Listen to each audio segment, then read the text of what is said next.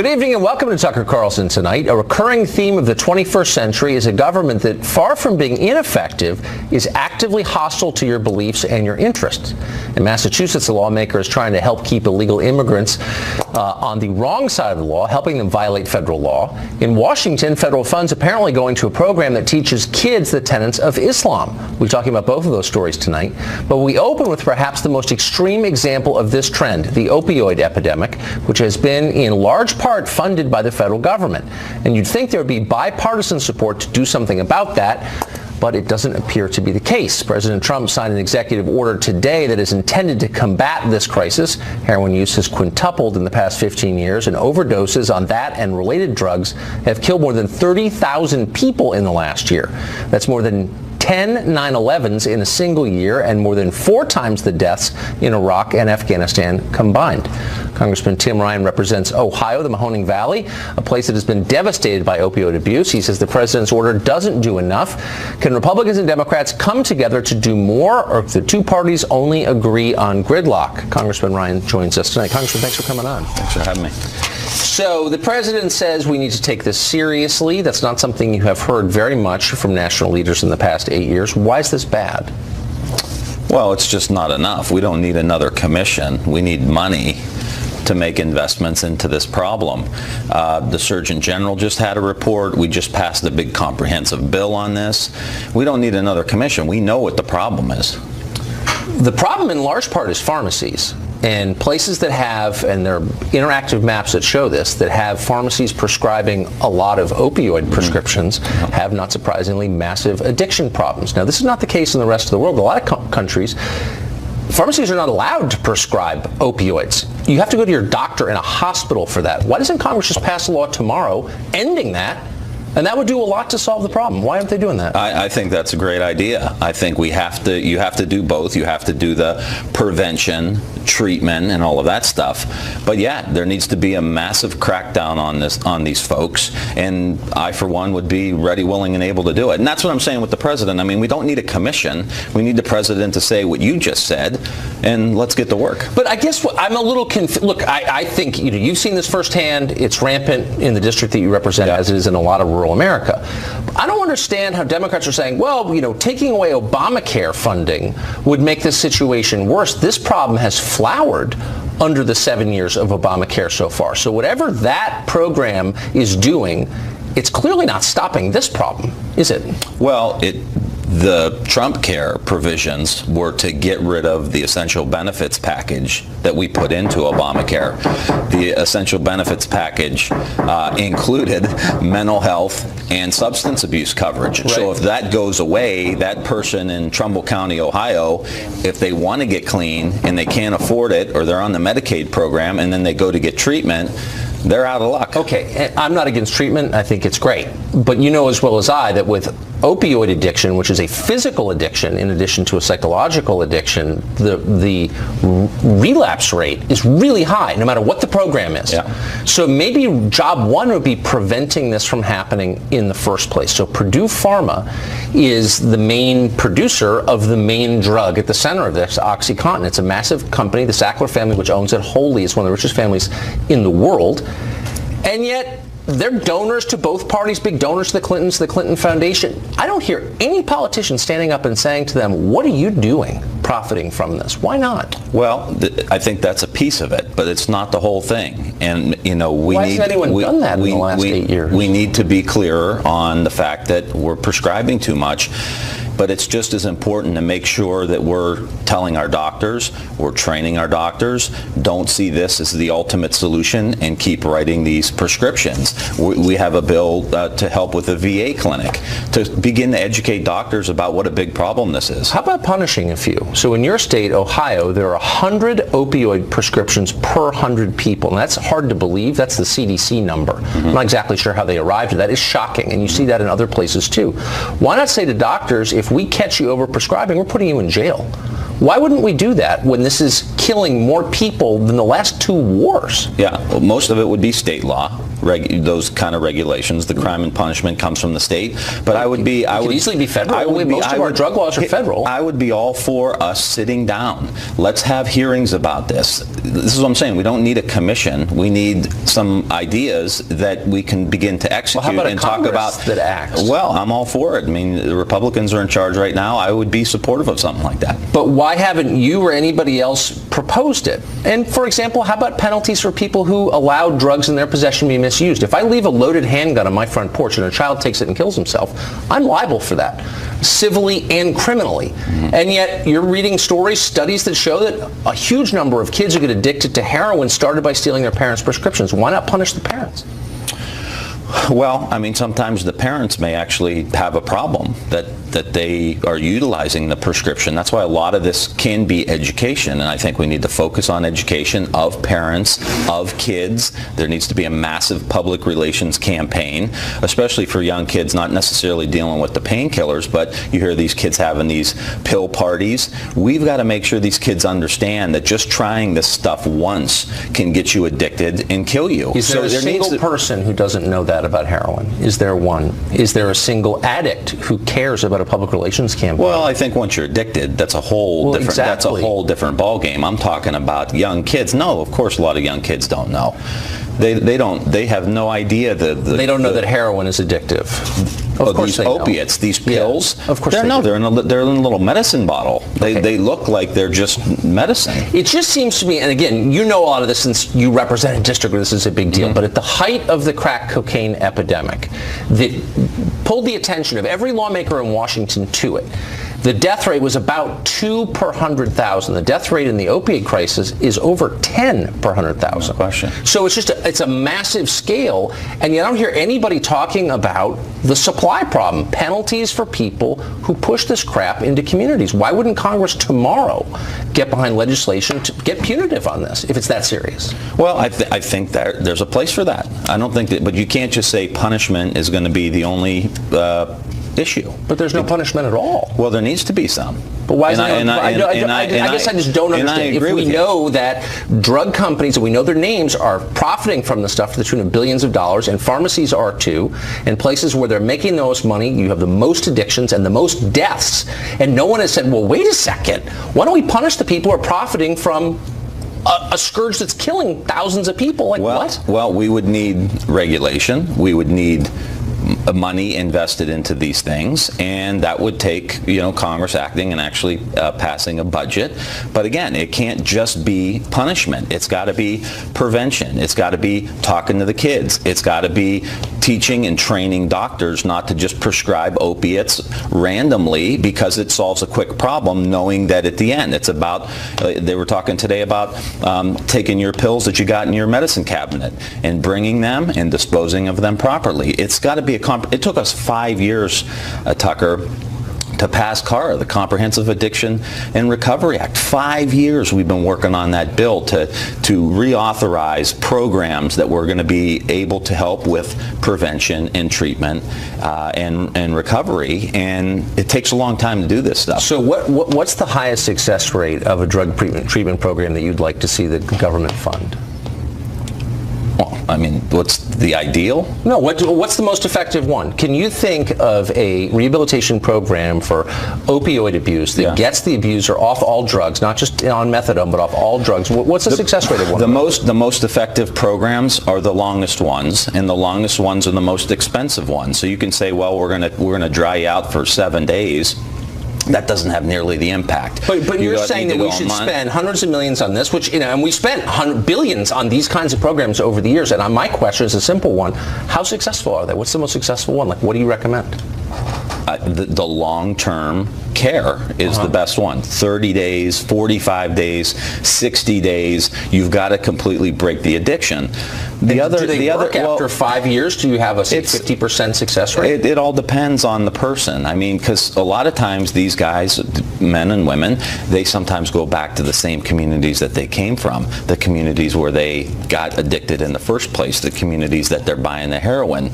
So there's a lot of problems that are I guess I just want a bottom line. Are you familiar with a program that you would seek to fund as a federal legislator that actually works, that gets, say, the majority of people, however long the program is, however much it costs, gets the majority of them off opiates for 5 years? Well, there's a lot of programs that do the long-term care, and there's one that do the short. There's all kinds of treatment centers. What I'm telling you, of all the treatment centers in the country, the ones that have the highest success rates are the ones that have the extended plans. But a lot of those aren't covered. A lot of people don't have the insurance. Okay. They don't have the out-of-pocket Pardon to my pay for skepticism. I've just seen a lot of this up front, and I'm just not aware of any specific program that has, over time, a consistent success rate of over 50%. And maybe they exist. I'd love to hear from anyone who runs them, but I'm just not aware of that. Well, it's going to be expensive. This whole thing is going to be an expensive proposition. Congressman, thanks for joining us. Thanks, Tucker. Appreciate it. Thanks. So, but the last time we addressed the opioid crisis, be sure to tune in the week of April 10th through the 14th. We'll be conducting a special week-long series of segments on it. How bad is the crisis? How do we get here? Who's responsible for it? Who's profiting from it? And what can we do about it? Our special series, Drugged. It'll be eye-opening. Stay tuned for that. Up next, Homeland Security Secretary John Kelly held a closed-door meeting with the mayors of several sanctuary cities today. It came just 2 days after the Attorney General, Jeff Sessions, announced plans to cut off federal funds to any city refusing to enforce federal immigration law. The mayors used the meeting to insist they're not doing that and they shouldn't be penalized as a result. We are opposed to any funding being taken away as a punitive measure. A misperception has been circulated questioning whether Rockville complies with federal law. Absolutely, we do. Nothing could be further from the truth. We work every single day with ICE. These were American cities. These threats of holding back funding from cities across America, these are taxpayer dollars. Trump administration and many other lawmakers disagree, though. Texas Governor Greg Abbott is pushing his own plan to stamp out sanctuary cities in his state. Withdrew $1.5 million of funding from the governor's office to Travis County. On top of that, what the state of Texas is seeking to do is to make it so punishing for cities and counties that they simply cannot have sanctuary cities. What that includes is fines that could add up to about $9 million a year. Well, sanctuary cities are already giving the feds plenty of problems in enforcing U.S. immigration law. Now, ICE must deal with lawmakers who actively sabotage their work. One state representative in Massachusetts, Michelle Dubois, recently used Facebook to warn illegal immigrants of an impending ICE raid in Brockton. Fox News correspondent Molly Line joins us with more on that. Hey, Molly. Hey, good evening, Tucker. You're absolutely right. The state lawmaker, she is facing considerable backlash here in the community after putting this posting out on Facebook, essentially warning undocumented immigrants in the community of a rumored raid that would be taking place by federal immigration officials. The representative, Michelle Dubois, a Democrat from Brockton, published this post on Tuesday. She claimed she got word of this impending raid from a friend in the Latin community that U.S. Immigration and Customs Enforcement would be in the city on Wednesday, today. She advised that if you are undocumented, don't go out on the street. If there is a knock on the door of your house and you don't know who it is, don't open the door. I ask you to be careful. Now, she's pushed back against any notion that she has taken this too far. To see the issue with spreading a rumor? No, I don't. It's information in my community. Do you see how this could be also construed as fear-mongering if you didn't have it confirmed that ICE? Why not? I just don't. I've read my statement. Local and federal law enforcement were quick to denounce Du Bois's actions, including the sheriff of Bristol County, known for his very hardline stance on illegal immigration. Sheriff Thomas Hodgson, who had recently testified before Congress on Capitol Hill, called for the leaders of so-called sanctuary cities to be arrested. He believes that Dubois betrayed her constituents. To have chosen consciously to violate her oath and put more interest in protecting illegals, potentially criminal, well, certainly criminal illegals if ICE were involved in this initiative, over the safety of her citizens that put her there, she needs to step down. A spokesman for ICE released a statement denying the agency conducts random sweeps or raids, writing, "Any person who actively incites panic or fear of law enforcement is doing a disservice to the community, endangering public safety and the very people they claim to support and represent. Now, Dubois' harshest critics have argued that she may have violated federal immigration law or actually interfered with law enforcement. And while she has some support within the immigration community, the leader of one of the region's biggest umbrella organizations that represents immigrants here in the community called her actions irresponsible. Tucker?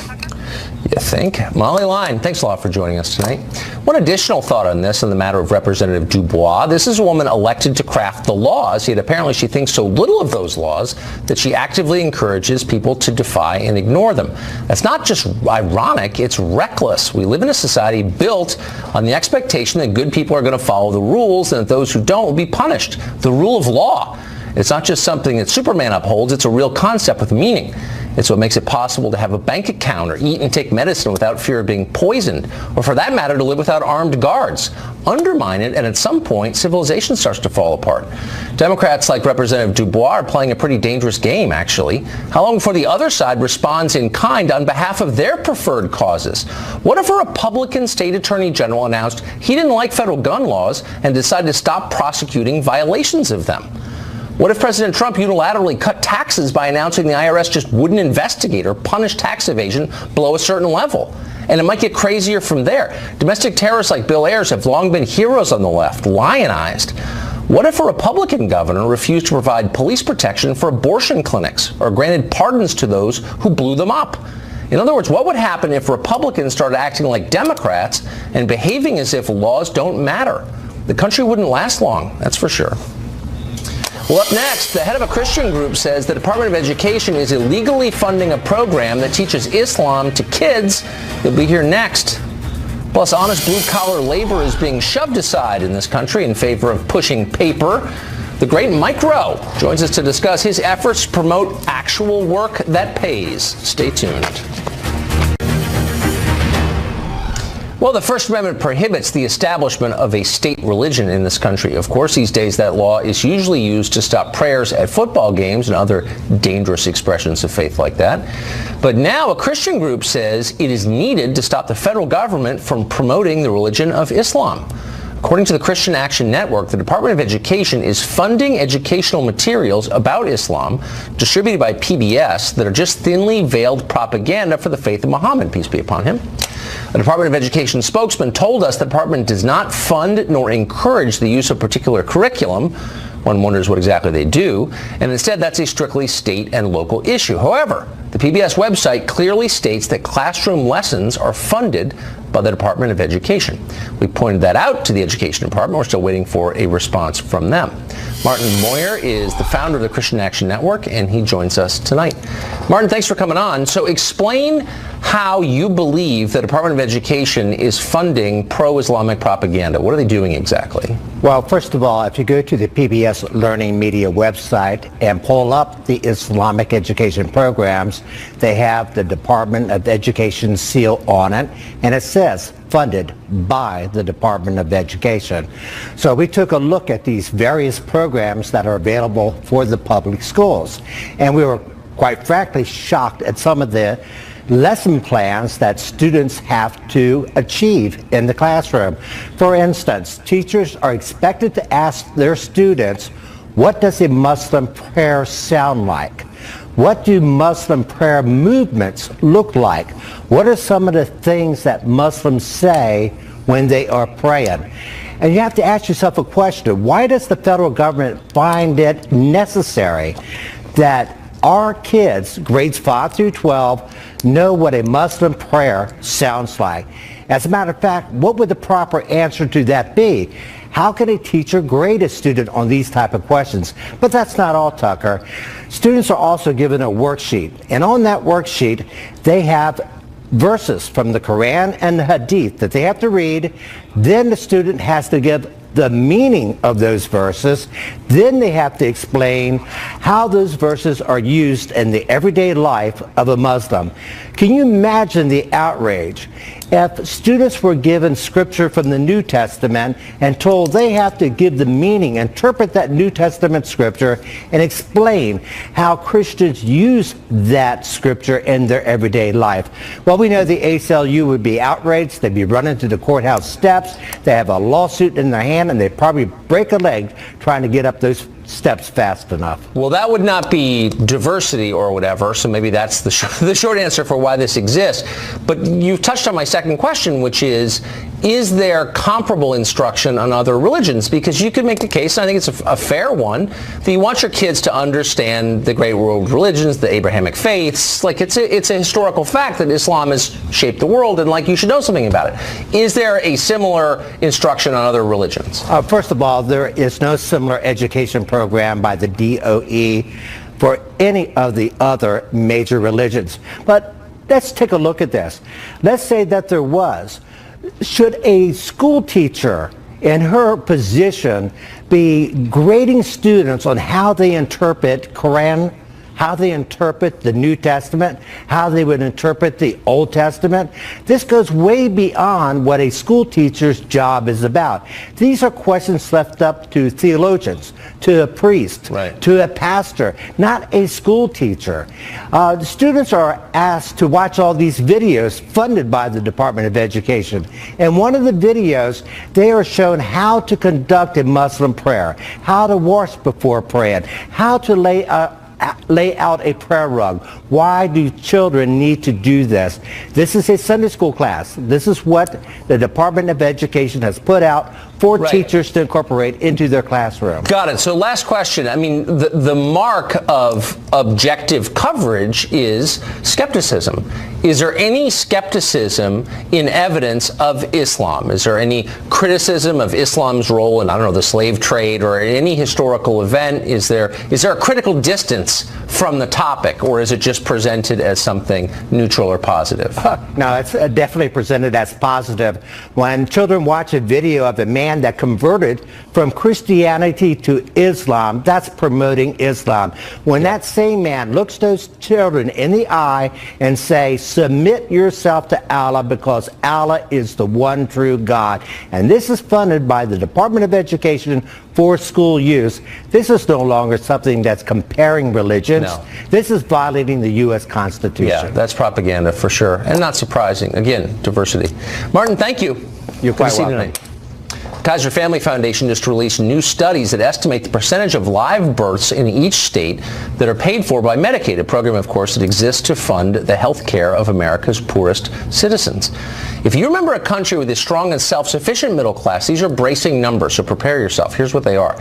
In 24 of the 50 states, at least half of all births are now paid for by Medicaid. That would include our 5 biggest states, California, Texas, Florida, New York, and Illinois. So it's not just something that's happening in remote and isolated parts of the country. In the state of New Mexico, the number is 72% of all births paid for by Medicaid. It's almost unbelievable, and it's ominous. If children are our future, what does this mean for America's future? Good question. Up next, honest blue-collar labor can't even catch a break in the game of Monopoly. Mike Rowe here to tell us how that game has changed and how it reflects our changing values. Stay tuned. Workers cannot catch a break even in board games. 2 weeks ago, Hasbro announced that 3 tokens representing blue-collar labor will be disappearing from Monopoly boards. The wheelbarrow, the boot, and the thimble are out. They're replaced by a T-Rex, a penguin, and a rubber ducky. Mike Rowe is the former host of Dirty Jobs. He says he's, quote, deeply dismayed that honest labor is being denigrated in this country. To help fix that, he's launching a new scholarship venture to promote work that is not done in a cubicle. He joins us now. Hey, Mike. We've lost the thimble in favor of an overdressed avian. We've lost our wheelbarrow in favor of a child's toy, and we've lost the work boot in favor of a dead lizard. These are dark days, Tucker. Well, what is a wheelbarrow exactly, this implement you speak of? This crazy invention, if I understand it right, it's got the one wheel on it and a barrow. That's all the information I have. Is there a digital component to it? Yes, but it costs extra. But it's available for 3 easy payments, and you can have yours in various component parts in 2 weeks. The Wheelbarrow app, I recognize that. It's made in China. So this is, without question, so this is a metaphor, you're saying, for changing attitudes about work. I'm saying more that, look, the tail can wag the dog. We can talk about it in a lot of different ways, but fundamentally, it's kind of interesting and sometimes instructive to look around and find the ways we've either consciously or subconsciously declared war on work, or at least the traditional notions of work. And this is exactly the kind of thing. I don't know how far you want to look into it, but clearly icons and tokens and metaphors, these are powerful things. That's right. And in a way, I believe it's fair to say we represent and value things in ways that make sense to our brain. And right now, we're into the rubber ducky. Yeah, a country that taxes work at twice the rate of investing is not encouraging work. So you've got these scholarships, the work ethics scholarships, and I was reading the application. This cracked me up. Here's part of it. You say you're asking applicants to sign a solemn oath not to become a lazy, self-entitled drone who blames others for their troubles and expects to be taken care of. Fair warning, not everyone's going to want to sign this. Is that a barrier to people? Now, that is a loose translation of the Sweat Pledge, which stands for skills and work ethic are not taboo. And the Sweat Pledge is, in fact, one of several things you have to agree to for a work ethic scholarship. And yes, the fact that we ask people to make an affirmative case for themselves, both in videotape and essay form, and the signing the Sweat Pledge and a few other things, makes it very difficult to give away $500,000, which is something we do every year at the foundation. And it's part of the reason I wanted to come on your show, because the money's there. And for people who want to learn a skill for a job that's actually in demand, it's something that you should know about it. And we've talked about it before, 5.6 million jobs available right now, most of which don't require a 4-year degree, and for whatever reason, people are not enthused by their existence. We're trying to remedy that. So you've made a living listening to people who don't get a hearing on the coasts. And it always raises in me like the question of like, what do we know about the rest of the country if you live on the coast? There was this massive fire in the middle, thousands of square miles of land in Kansas and Oklahoma went up in flames. I didn't see that covered really anywhere. Did you? I didn't either, except on my Facebook page, where about 20,000 people asked me to please post about it.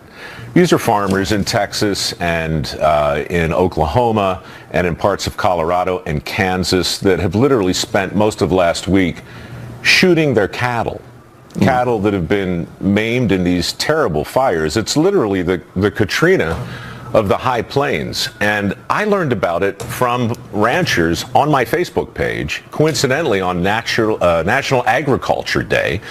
And I posted about it. I just posted an old, Paul Harvey used to do a show, as you know, the rest of the story, but he also had a short essay called God Made a Farmer.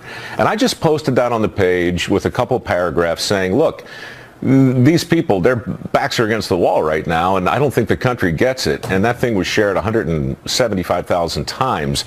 It just makes me think, what aren't we connected to? And I think the answer, once again, is a whole lot of stuff in the middle. Yeah, like a lot of people dying of opioid ODs, and we're not paying any attention at all. You've got a podcast. Is it up already? Where can we find it? So what is it? It's called The Way I Heard It, and I spent most of last year just seeing if anybody cared about short stories written in that Paul Harvey kind of mystery way, and 50 million people have apparently downloaded or viewed the thing. So important people have called and said, you should do more. So we're doing more at micro.com/podcast, I guess. God, I just shamelessly plugged that right on your show, dude. I'm sorry.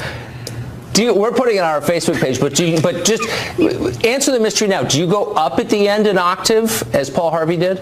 Good day. I do not. I go down an octave because I'm my own man, Tucker. Good day. Right into the bass. That's like Bowser. That's fantastic. Micro, thank you. Thank you for all this. It's great to see you. Anytime. Good to see you again. Up next, the Republican Party couldn't pass an Obamacare repeal, but they could pass a law giving internet companies the power to sell your online history. Is this the end of privacy, assuming it still exists, or is it just the status quo? Our panel will debate that coming up. They say the Congress isn't doing much, but Republicans have just passed, and President Trump is expected to sign, a bill that repeals recently crafted regulations that barred internet service providers from selling their clients' browser history to other companies. Quite a few people are very upset about this, suggesting that everybody's porn habits will become a matter of public record. On the other hand, the law simply reverts to the status quo of last year and didn't actually go into effect So has anything really changed? Robert McDowell is a former FCC commissioner and supports the move. Nuala O'Connor is president and CEO of the Center for Democracy and Technology and is appalled by it. They both join us now. First to you, Mr. McDowell, to critics who say, well, you couldn't get Obamacare repealed, and the first major thing you do is make it legal for internet service providers to sell my browser history commercially? Like, how is that on your priority list? What is that? Well, first of all, that's up to Congress. But first of all, thanks so much for having me. Congrats on your show and all your success. Thanks. I'm talking to you from Anchorage, Alaska, at the Faulkner's house right before a great salmon dinner. But anyway, on our way to that dinner, it does revert back to the old law. You have to keep in mind that the FCC acted in February of 2016 to classify internet service providers as phone companies under something called Title II of the Communications Act 1934. And from that time until last October, the world didn't end in privacy, right? So there are other laws already on the books, both federal and state, that regulators and consumer advocates have in their quiver of legal arrows to launch at internet service providers who might misbehave. But all the major internet service providers have already come out with standards of conduct. They all have terms of service. If they were to violate those terms of service or contracts, there would be massive class action lawsuits. The FCC and the FTC, Federal Trade Commission, have come out with a joint statement back on March 1st saying they would vigilantly protect consumer privacy in this realm. So there's a lot going on here. It's very complex. It's not quite. I know that it is complex, but it does get to some basic human fears about what others are seeing without our knowledge. But I think Mr. McDowell makes a couple interesting points. One, there's pretty effective self-policing already in place, and two, this is the status quo. I mean, this never even went into effect. Nothing has changed. So why are we so spun up about this? Well, the result of this week's action means that there's really no cop on the beat, as it refers to internet service providers, which are the companies that allow all of the internet access into your house. And what that means for the world we're living in today is not just your internet surfing habits, your television watching habits, your telephone calls, everything that happens on or in the internet world, in your home, in the privacy of your own home with your family, your kids, your dogs, that's all going to be known by one company. That's a little different than the other internet companies that we've been talking about. And we're obviously concerned about your privacy and your data being used and misused. So it's not just all the data that's being collected about you, it's all the decisions that are going to be made about you based on that data, both by that company and what they share and sell with other companies and with future holders of that information, and limiting your worldview and limiting what you see online and what information you get, what opportunities for advancement you get in your life. So there's some serious repercussions. Well, you could keep yourself up at night worrying about that. So Robert McDowell, here's what bothers me, is you don't have a choice of internet service providers. They negotiate with the town you live in to provide this to you. Mostly you don't really have a choice. And again, they're under government contract. Why is it bad to say to them, for the government to say to them, no, you can't misuse the private data that you collect? Well, first of all, you do have a choice of internet service providers. You have mobile broadband being the fastest growing segment of the internet market. So you do have a choice, and it covers a lot of ISPs. But you had two standards when the Federal Communications Commission acted last October, created two standards, one for internet service providers, and then there's another standard by the Federal Trade Commission for the rest of the world, which became confusing to consumers.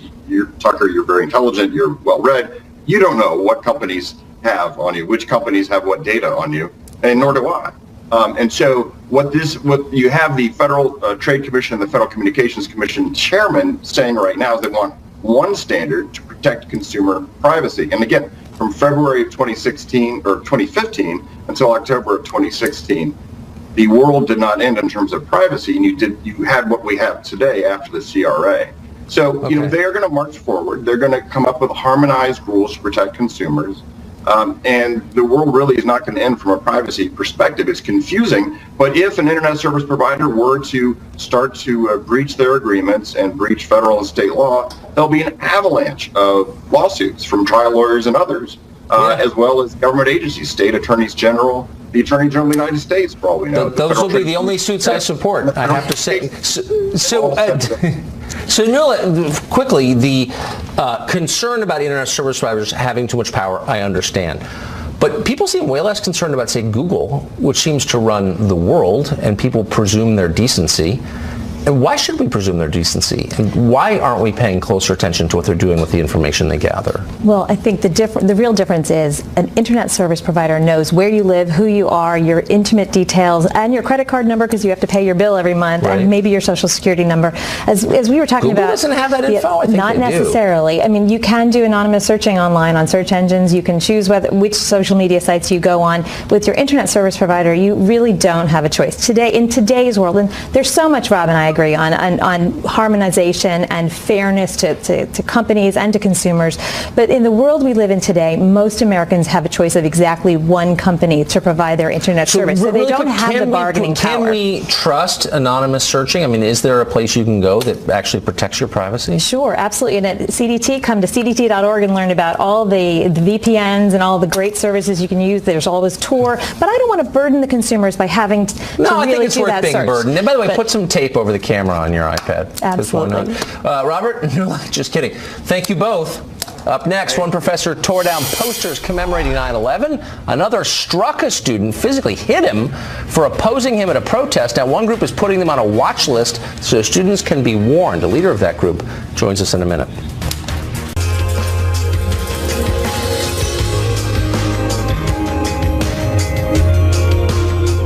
Well, if you went to college, you probably had at least one encounter with a self-important nutcake posing as a professor. You recognize it: bad hair, crazy eyes, an affinity for various third-world autocrats. Charlie Kirk is the executive director of Turning Point USA, and for the past 4 months, his group has been placing a select group of academics on what they call a professor watch list, saying that they discriminate against conservative students and use their lectures to push their propaganda.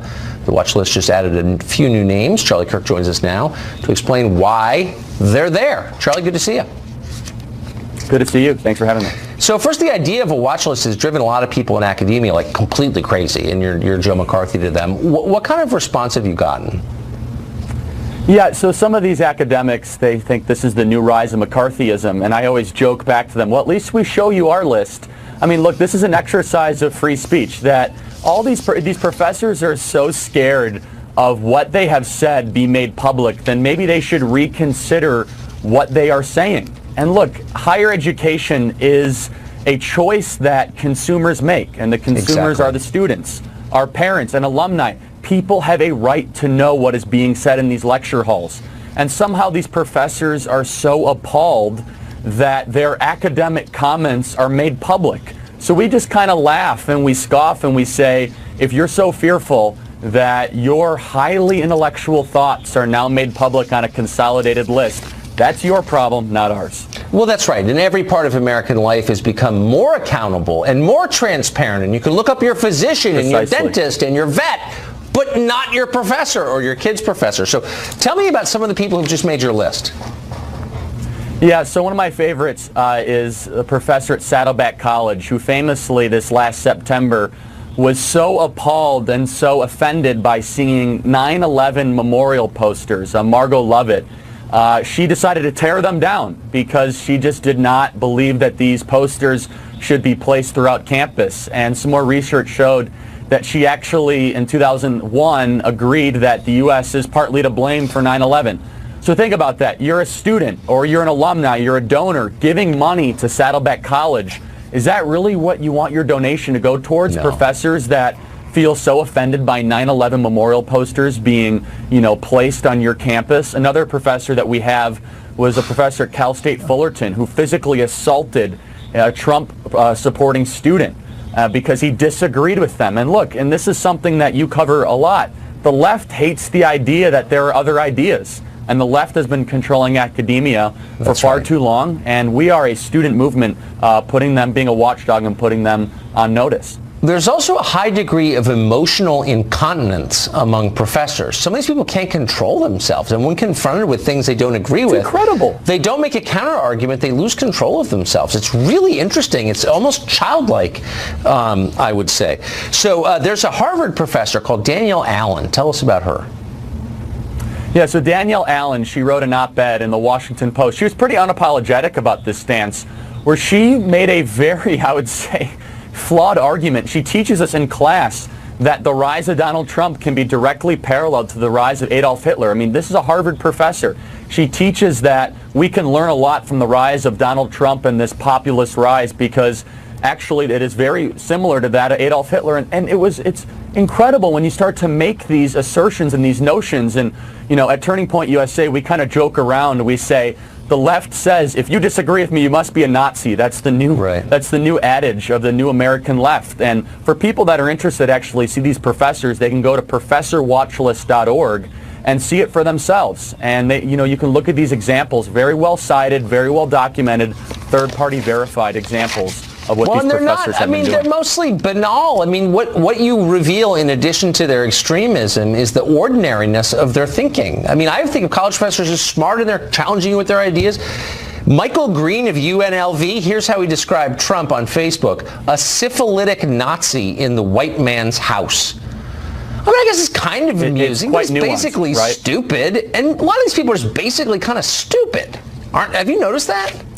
I agree, and it's lack of substance, right? I mean, these are people that are supposedly, they have doctorates and they're so smart, and they just dumpster dive into just pejoratives that have no substance and no base, and we just kind of laugh. We say, wait a second, you're writing scholarly journals and you're being endowed for research? I mean, give me a break.